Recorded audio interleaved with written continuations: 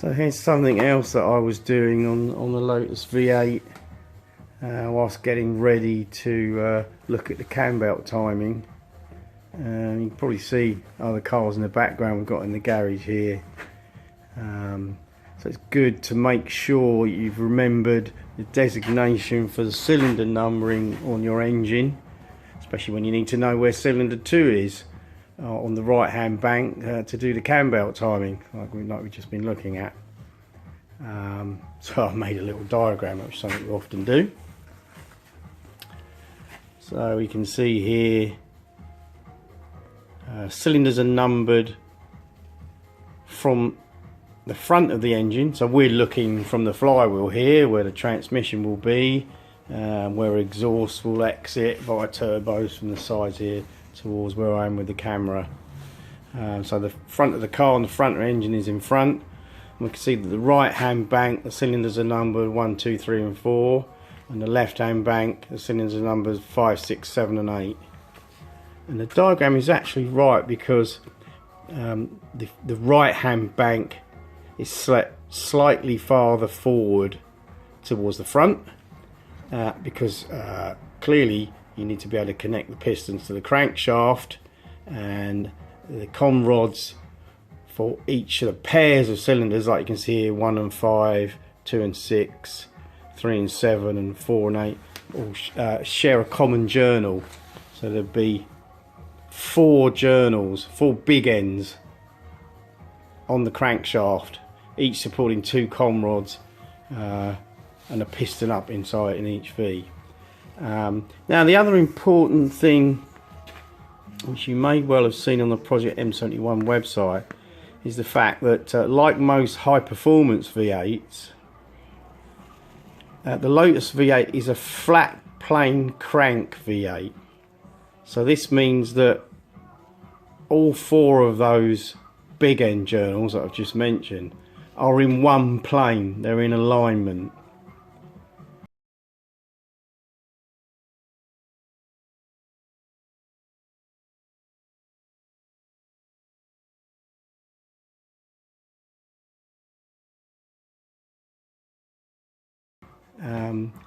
You may be familiar with a typical American V8 which is called a cross plane crank, and it has journals that are at 90 degrees to each other.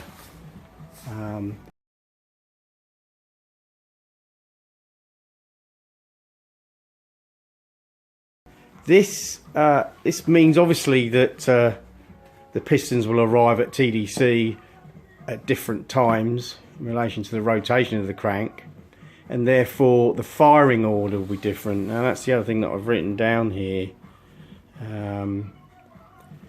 What happens with a flat plane crank is that you've effectively got 2 4-cylinder engines aligned on a common crankshaft. So I've brought that out, what you can see in the firing order. So the firing order for the flat plane crank V8 is, as we can see here, 1, 5, 3, 7, 4, 8, 2, 6. But for those of you that know 4-cylinder engines, you might well recognise the typical 4-cylinder firing order of 1, 3, 4, 2. And you can see on the right hand bank, that's actually what we get here. So this right hand bank is firing like a 4-cylinder engine. But you know, also the left hand bank is interposed, so it's got its typical 1, 3, 4, 2, but actually 5, 7, 8, 6 firing order interposed in between the firing order of the 4 cylinders on the other bank.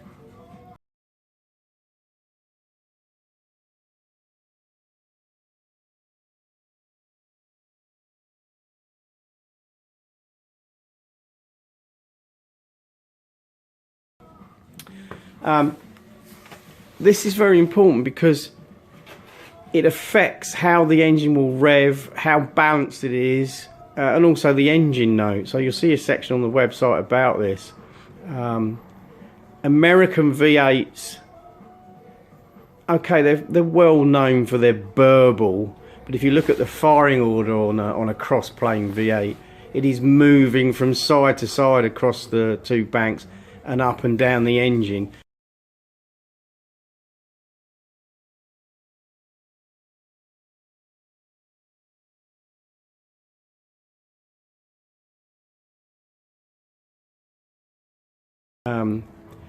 what this affects is the firing order, but then, you know, because of the firing order, this is where the torque inputs are input onto the crankshaft, and this generates different harmonic oscillation.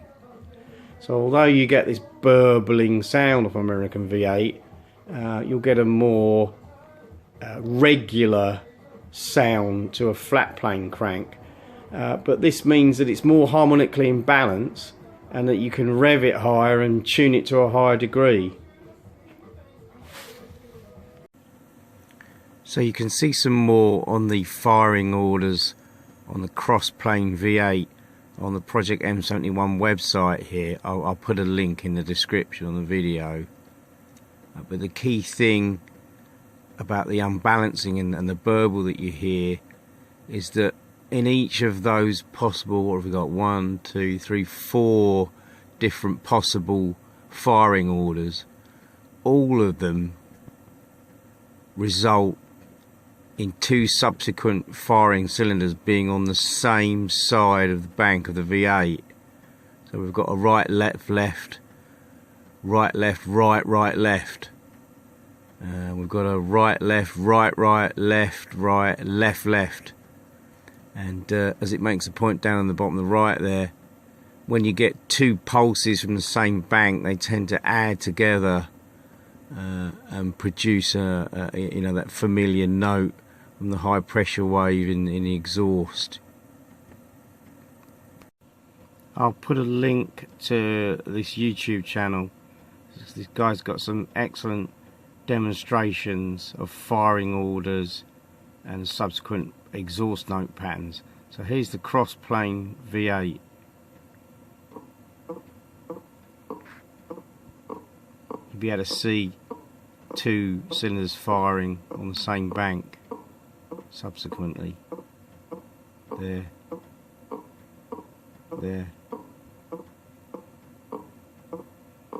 And when it speeds up, there we go, there's the burble.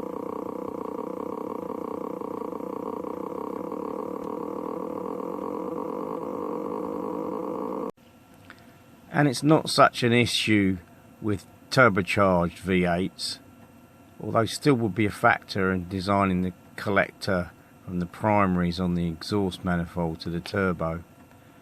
But using back pressure to give you scavenging through the open exhaust valve on a normally aspirated engine, the design of the piping for the manifold, the exhaust manifold, is important.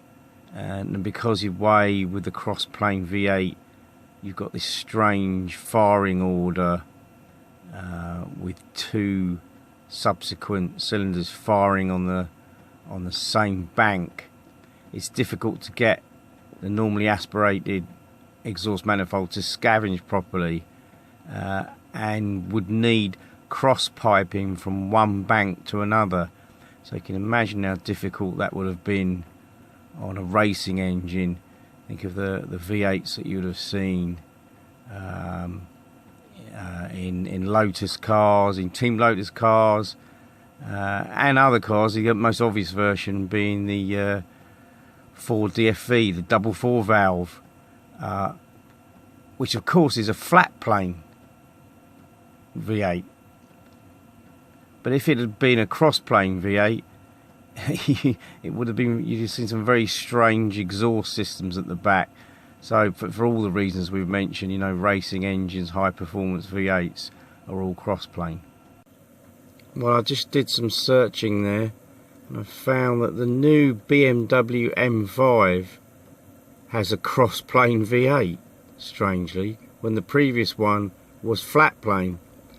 And look what they've had to do with the manifold on the new cross-plane V8 to try and even out the exhaust pulses across the 2 exhausts.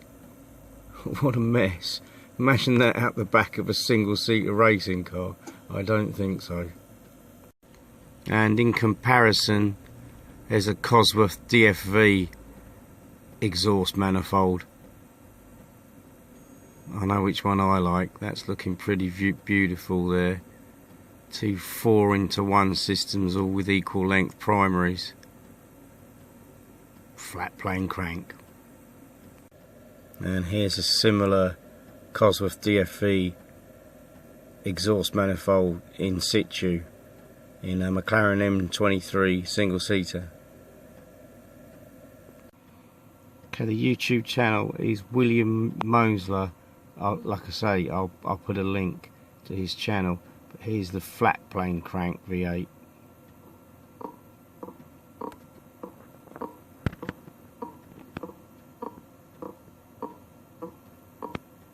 No two in order on the same bank.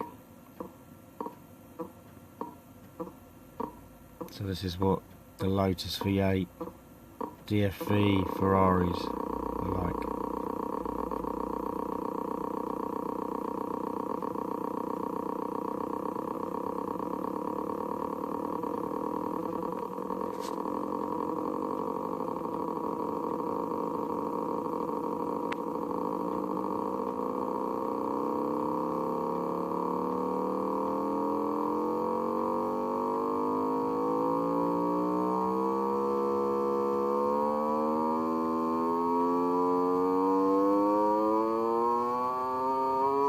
Sweet.